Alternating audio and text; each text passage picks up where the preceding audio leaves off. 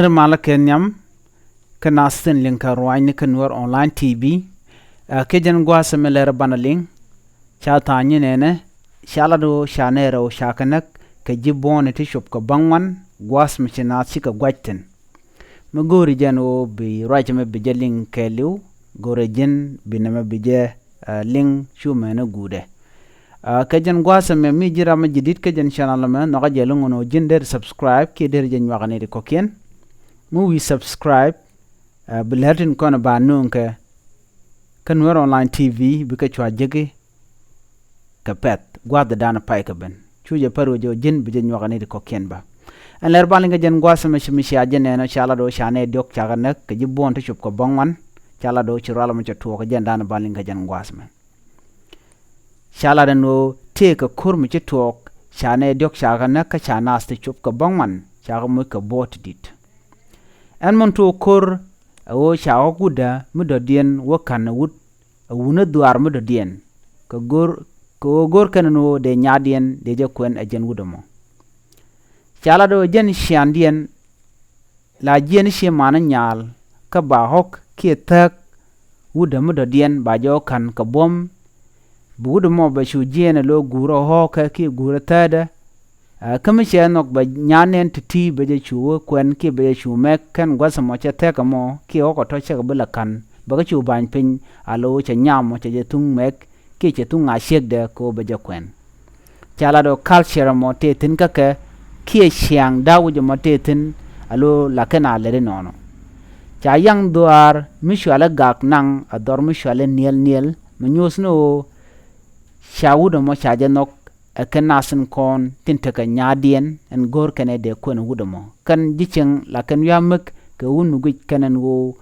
be nyadien be jelwang ki wut mele dor te ko en gwasa mo kan wudomo kan je no ki ramadan wa ho ko wa kan jen chala do cha te ga jaga nang chala do kan shika roch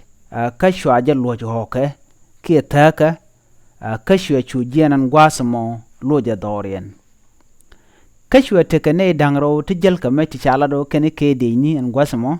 shuka dolo mo shuka na gor ki wudomo ka shuka wudomo shuka na dwan mach chala do en koromo tuoga kam nas tete ka hok chala do shika teka ga kam niken rewe ka leg state ka rumbek central county ka kamog mishwale kit cattle cam en koromo tuoga kam duar mishwale ga kene niel tete ken kamach alo kan dial te ka majan gwasamo ramadan wa hok kan ramadan nang hok udana mo kan dial te kan kamach chuchu to ko kan karo linko kan udo mo kan no gono jen ba hok ba kan ko ba nyami be jakwen mila jen she manaran bu kan kan ka bom ko ba nyaden kwen anamo culture mishro da lut ke culture me bej namo cha to go no re wujin wini kan gwasamo ko chural cha to ka kan garam kan no gono ba nyamo ba jakwen ko chao ka chaga nang te latek te dur en gwasamo chwa chwono ba jane ga neti ajen gwas dan wa churi ga mo chu tokten ka chwa ne dok chwa yu nak ka chwa ne bangwan cha mo ka bod lo na me chere ke culture ke shandien dungno kan ka rodien lingten anu ba jinnong ba ho ku ba ko kan ko be nyan nat bi ku lo kwen enamo akel mi cha gor chere men la na da dwai ke nyal medong signal si gor baje duaje duno gwasame jin wood pointu wonran ba ho kun ba ko kan ke ba ko pech anati ye tichi ye nok mi chuo be chu nyur bi ka jogo chen nyarun chen gor ka chen gor ba kwen ke ye an gwasamo bo bu lo jo kam shi no man chala de ken bo bu shu do tan gwasamo an doromon